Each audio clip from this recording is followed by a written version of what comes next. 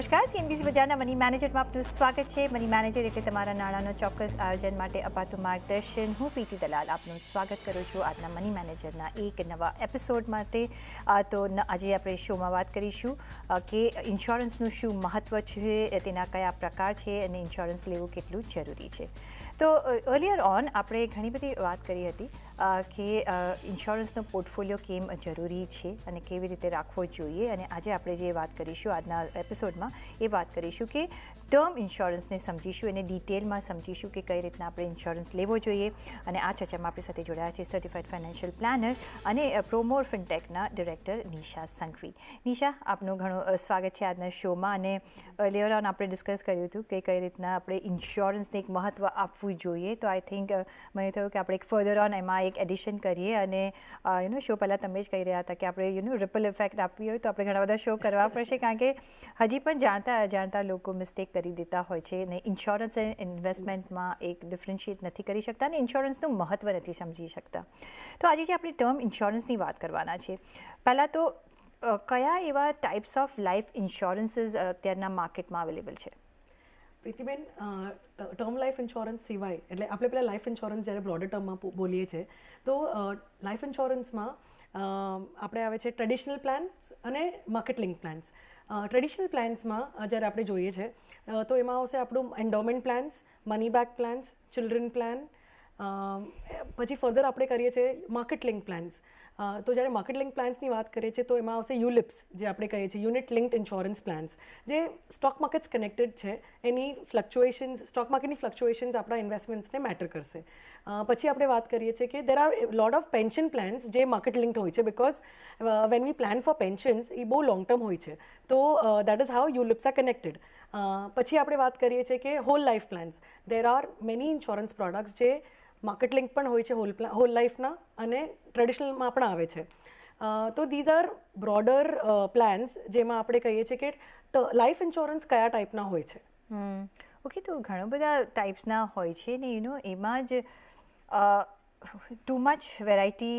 જ્યારે આવો ઇન્સ્યોરન્સ એક કોમ્પ્લિકેટેડ સબ્જેક્ટ છે અને I think what I believe is કે જે ઇન્સ્યોરન્સ એજન્ટ્સ હોય છે એ પણ સમજાવી નથી શકતા, because they themselves are not aware કે આ કઈ જાતનું પ્રોડક્ટ છે, પછી લાઈફ ઇન્સ્યોરન્સ હોય કે હેલ્થ ઇન્સ્યોરન્સ હોય. પણ આપણે કઈ રીતના બાયફર્કેટ કરી શકીએ? What are as a financial planner કયો એવો સિમ્પલ અને not heavy on pockets but જેનું આપણને જે કવર જે મળી શકે મેક્સિમમ મળી શકે, કયો એવો પ્લાન તરફ આપણે નજર રાખવી જોઈએ બિફોર ડિસાઇડિંગ કે આપણે ઇન્સ્યોરન્સ કેવો લેવો છે? સો પ્રીતિબેન, બહુ સિમ્પલ છે. લાઈફ ઇન્સ્યોરન્સ કયા ફોર્મમાં હોવું જોઈએ? Purely death benefit. આપણે લાઈફ ઇન્સ્યોરન્સ કેમ લઈએ છીએ કે મને કાંઈ થઈ ગયું તો મારા ફેમિલીને પૈસા મળવા જોઈએ. હવે અગર આપણે ટ્રેડિશનલ પ્લાન્સ જોતા હોય તો આપણને એકદમ જ આઈ મીન 10 લાખના સમ ઇન્શ્યોર માટે આપણે close to 10,000 to 15,000 rupees premium pay કરતા હોય છે.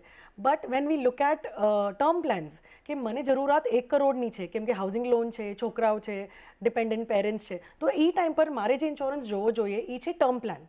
પ્યોર વેનીલા ટર્મ પ્લાન અગર આપણે લઈએ છીએ, જેના લીધે અગર ડેથ થઈ તો આપણને આપણા ફેમિલીને એનું ફાઇનાન્શિયલ બેનિફિટ મળશે.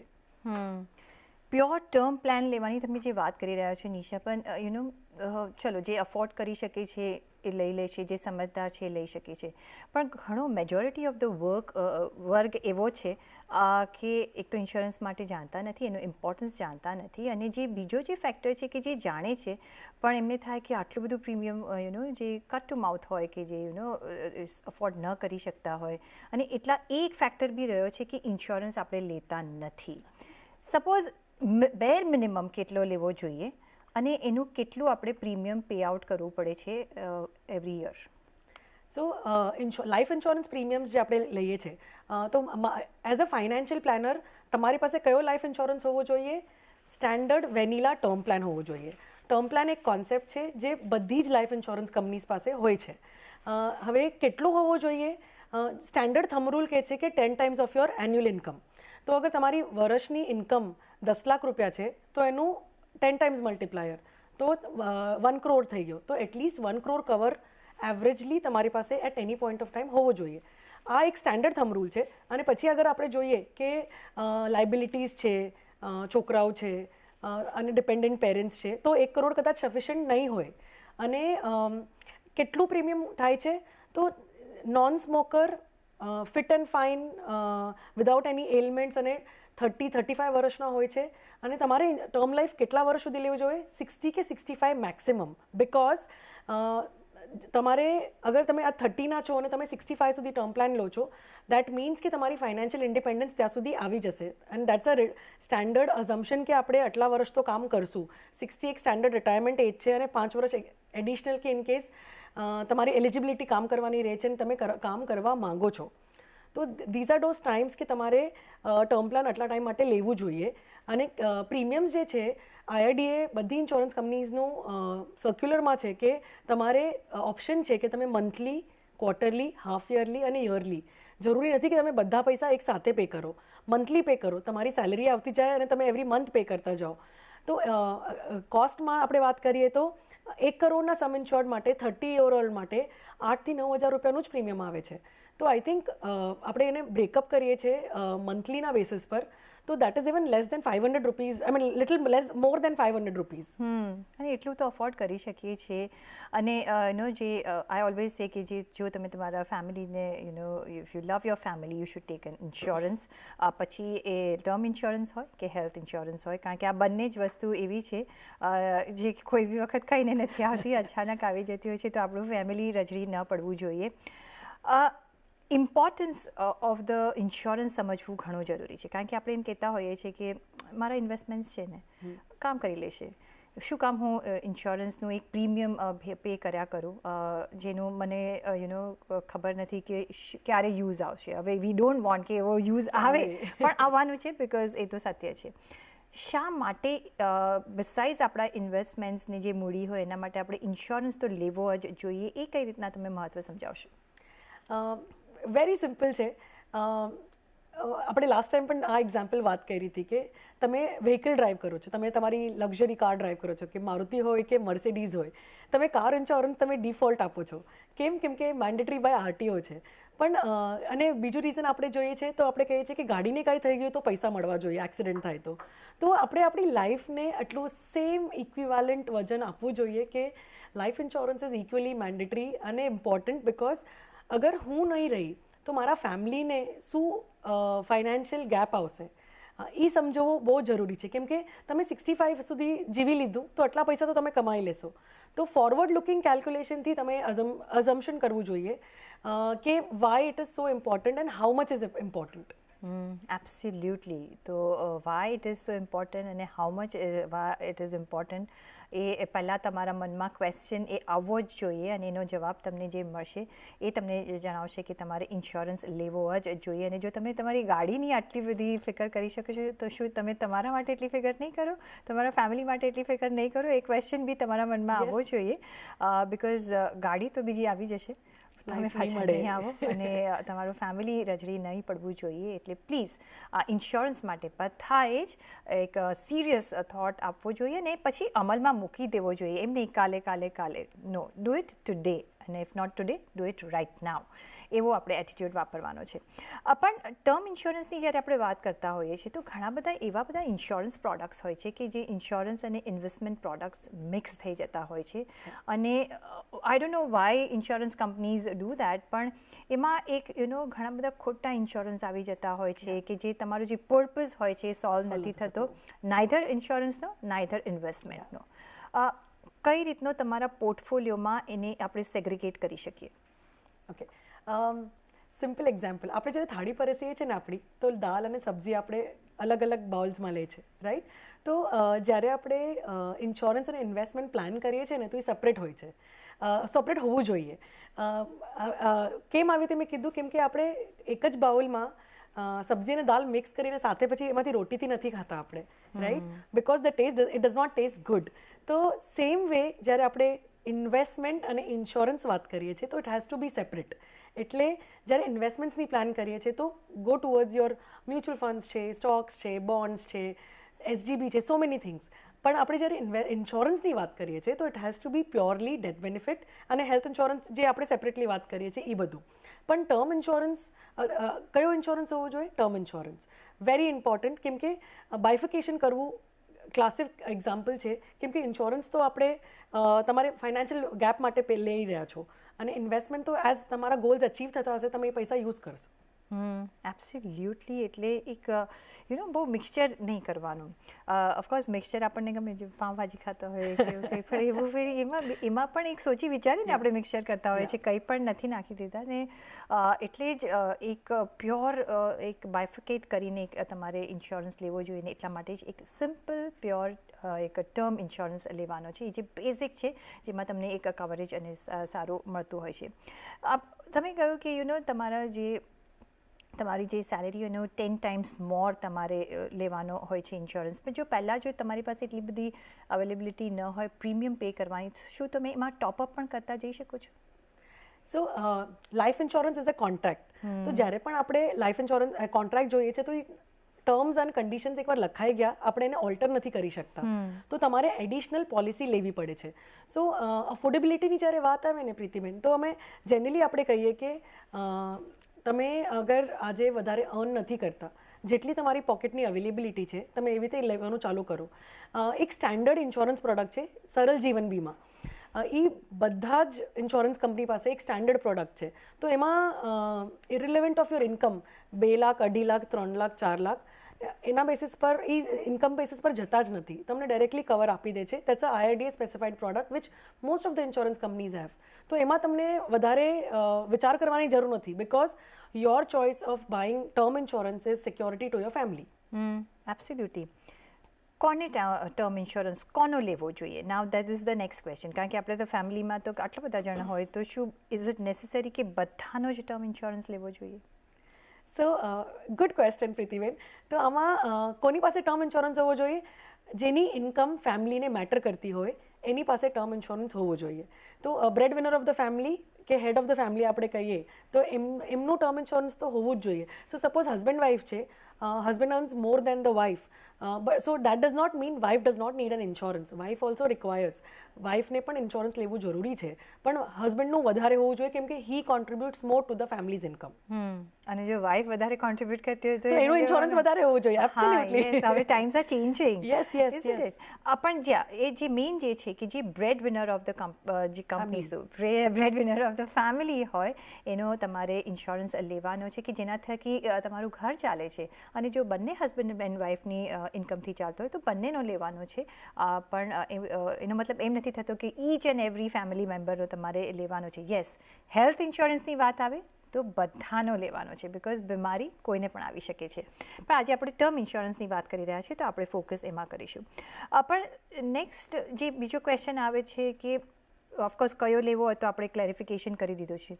ક્યાંથી લેવો એ પણ એક ઇમ્પોર્ટન્ટ ક્વેશ્ચન છે, કારણ કે ઘણા બધા આપણે હવે તો એટલું બધું વાસ છે. પહેલાં એવું હતું કે ટર્મ ઇન્સ્યોરન્સ LIC પાસે જાઓ, ઓરિએન્ટલ ઇન્સ્યોરન્સ, જે ગવર્મેન્ટ કંપની છે. હવે આપણને ઘણા બધા ઓપ્શન્સ મળે છે.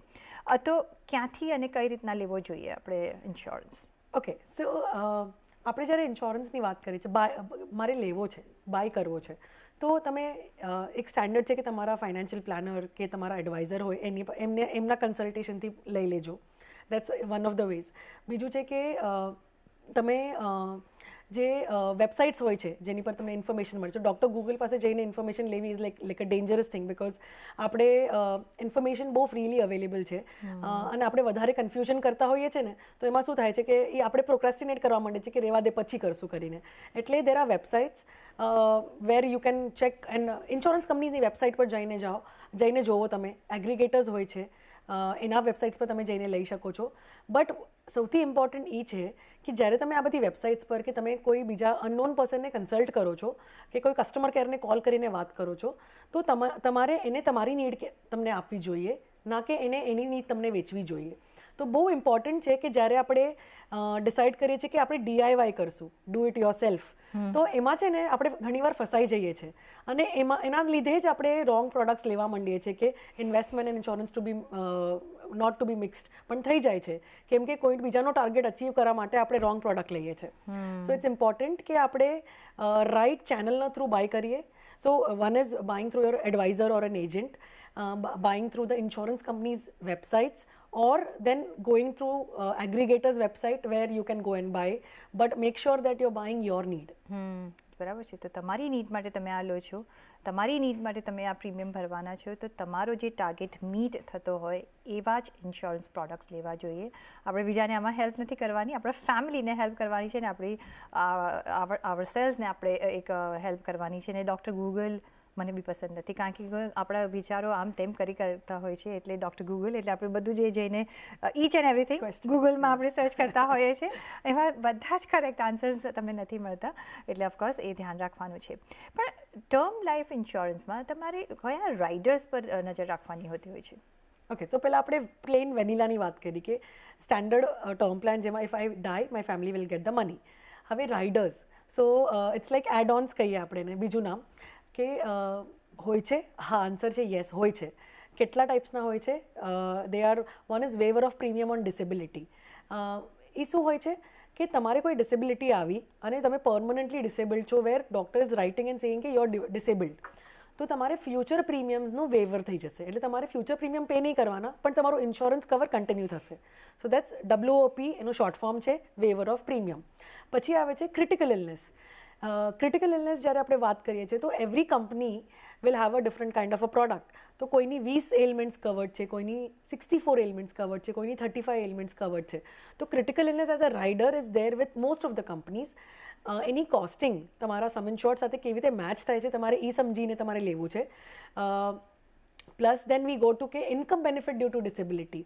દેર આર ઇન્સ્યોરન્સ કંપનીઝ જેમાં આ ફીચર્સ આવે છે કે ધારો કે તમારી ડિસેબિલિટી થઈ ગઈ તો 10 વર્ષ માટે તમને ઇન્સ્યોરન્સ કંપની હર મહિને પૈસા આપશે. So that is also very beautiful as a rider. એની માટે હવે આ બધા રાઇડર્સ જે આપણે જોઈએ છે તો એમાં આપણે એડિશનલ કોસ્ટ નથી ભરવો પડે, એડિશનલ કોસ્ટ ભરવો પડે છે.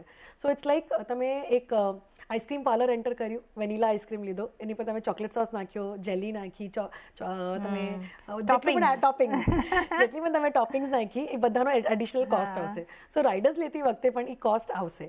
તો આપણે waiver of premium, critical illness, પછી આપણે વાત કરીએ ઇન્કમ બેનિફિટની. પછી છે એક બહુ ઇન્ટરેસ્ટિંગ રાઇડર છે એક્સિડેન્ટલ ડેથ બેનિફિટ રાઇડર. તો આમાં એવું કહેવું થાય છે કે એક્સિડન્ટ થશે, અગર ડેથ થઈ એક્સિડન્ટથી, તો જેટલું તમે સમ ઇન્શ્યોર્ડ ચૂઝ કર્યું છે એટલા પૈસા ડબલ તમને તમારા ફેમિલીને મળશે. સો two elaborate with an example, 1 કરોડનું સ્ટેન્ડર્ડ ટર્મ પ્લાન છે, એક્સિડેન્ટલ ડેથ બેનિફિટનું આપણે 1 કરોડ લીધું છે અને ડેથ થઈ એક્સિડેન્ટલ અને ઇટ્સ પ્રૂવન, તો તમારા ફેમિલીને 2 કરોડ રૂપિયા મળશે. But yes, it will be at additional cost. તો આ બી એક રાઇડર હોય છે. અને કન્સિડર, સો આ બધું જ્યારે આપણે એક્સપ્લોર કરીએ છીએ તો આપણે સમજવું જરૂરી છે કે આપણી નીડ શું છે, કેટલું રિક્વાયર્ડ છે અને કેટલું આપણે પે કરીને કન્ટિન્યુઅસલી અફોર્ડ કરી શકશું. કેમ કે આ ટર્મ ઇન્સ્યોરન્સ છે, you cannot be without cover if you are the breadwinner of the family. Absolutely. તો ઓફકોર્સ તમારા કેલ્ક્યુલેશન્સ તમારે કરવા પડશે અને પછી તમે ડિસાઇડ કરી શકો છો. અને એવરી યર તમારે પ્રીમિયમ તો પે કરવું જ પડશે. પછી એ તમે ચૂઝ કરી શકો છો કે તમને મંથલી પે કરવું છે, ક્વાર્ટરલી પે કરવું છે, હાફ યરલી પે કરવું છે કે એન્યુઅલી પે કરવું છે. તો તમારા ખિસ્સા પર એક વખત ભાર ના આવે એ રીતે તમે ચૂઝ કરી શકો છો. પણ જો પ્રીમિયમ મિસ આઉટ કરી રહ્યો છો તો શું ઇફેક્ટ થાય છે? ઓકે, સો લાઈફ ઇન્સ્યોરન્સમાં ગ્રેસ પીરિયડ હોય છે.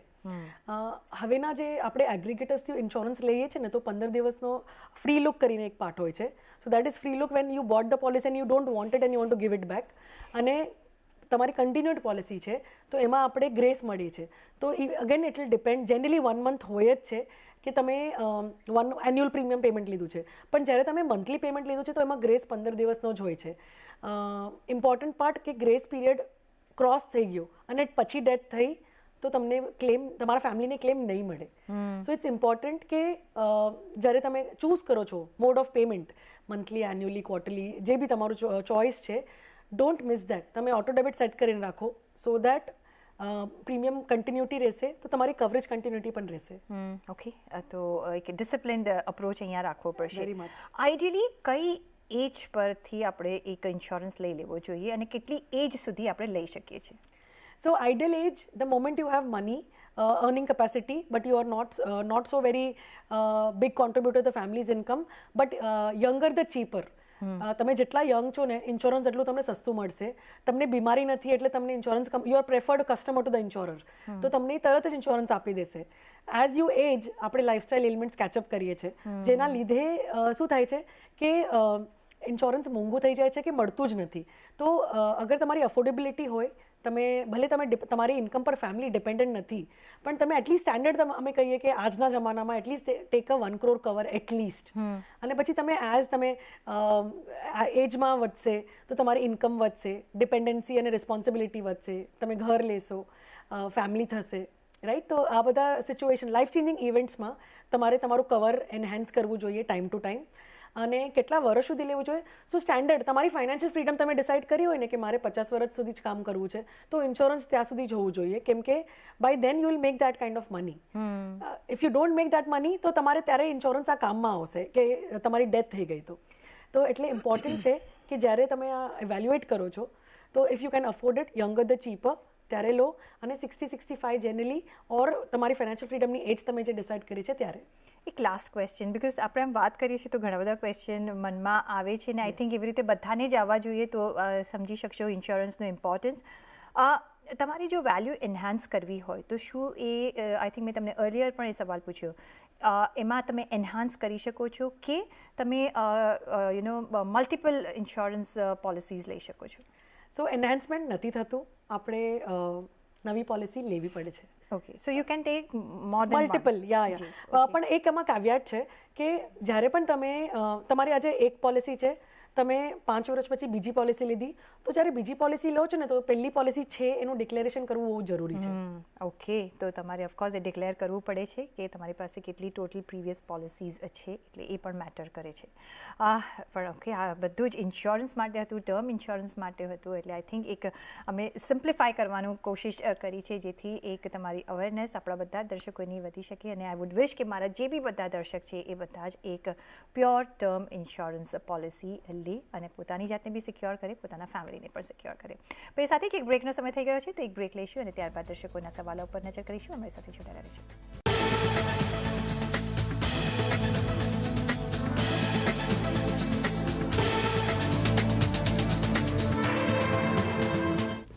બ્રેક પછી આપનું સ્વાગત છે અને હવે આપણે નજર કરીશું દર્શકોના સવાલ પર. જે પહેલો સવાલ આવી રહ્યો છે શ્રીકાંત પરમારનો. એ કહી રહ્યા છે નિશા કે એમની ઉંમર 49 યર્સની છે, એમને એક ઓછો વેઇટિંગ પીરિયડ હોય એવો એક મેડિકલ ઇન્સ્યોરન્સ લેવો છે. એમનો અત્યારના જે ઇન્સ્યોરન્સ એ હોલ્ડ કરી રહ્યા છે એ છે 5 લાખનો અને એમનો ઇન્સ્યોરન્સ જે છે એ ફેમિલી ફ્લોટર છે. તો હવે એક પર્સનલ ઇન્સ્યોરન્સ લેવો હોય, હેલ્થ ઇન્સ્યોરન્સ, તો કેવો લેવો જોઈએ? સો બે insurance policy first of all તો મારા હિસાબે ન હોવી જોઈએ. One should be sufficient enough, એને જ એન્હાન્સ કરો. પણ તમે તમારી ઇન્ડિપેન્ડન્ટ લેવી હોય પોલિસી, સો અવર પ્રેફર્ડ ઇન્સ્યોરર્સ આર ICICI લોમ્બાર્ડ. એનું એક પ્રોડક્ટ છે એપિક્સ એડવાન્ટેજ પ્લસ. એમાં તમારા એજ પર 49ના એજ પર રફલી premium for 10 lakhs should come around 26,000-28,000ની વચ્ચે.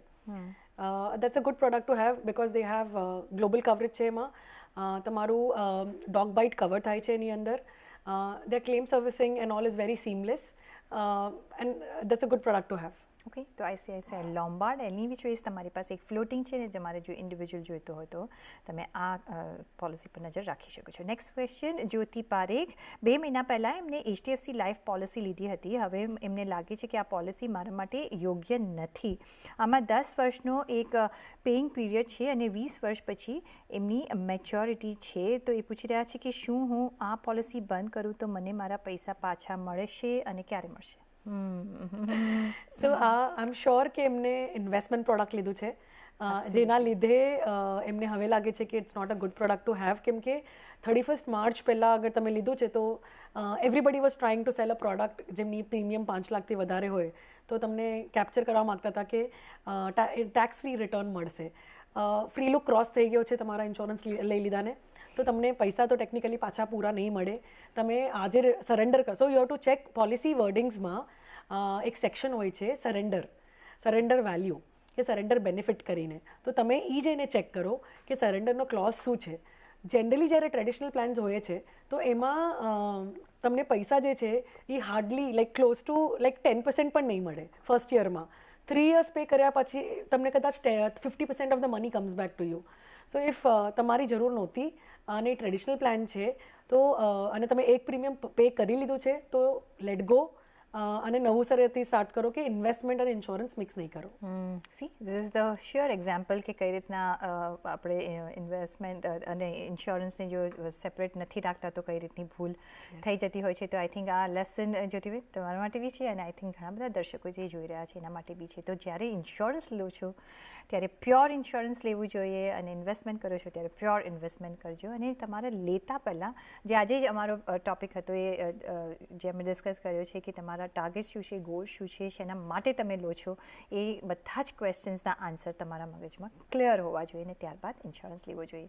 ઓન દેટ નોટ ઘણો આભાર નિશા આજના એપિસોડ માટે. I think it will help આપણા દર્શકોને. અને સાથે જ પુરસુર ફાઇનાન્સના તમારા સવાલ અમને મોકલો. તમારું નામ, શહેર, ઉંમર સાથે જ અમને ઈમેલ કરી શકો છો money@nw18.com પર. ફેસબુક પર લખો અમને facebook.com/CNBC બજાર પર અને ટ્વીટ પર કરી શકો છો twitter.com/CNBC બજાર પર. અને આ સાથે જ મની મેનેજરના એપિસોડમાં બસ અત્યારે આટલું જ. પાછા મળીશું નેક્સ્ટ એપિસોડમાં. ત્યાં સુધી આપશો રજા. નમસ્કાર.